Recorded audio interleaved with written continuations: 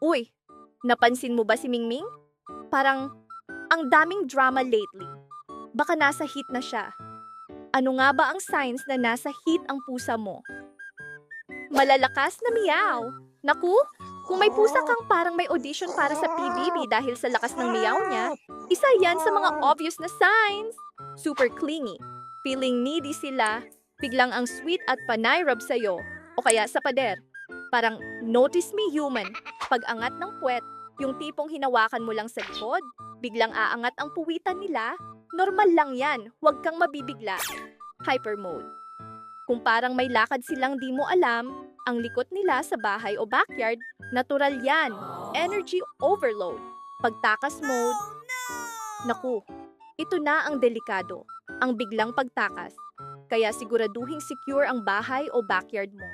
Kapag nasa heat ang pusa mo, bantayan sila para iwas hassle.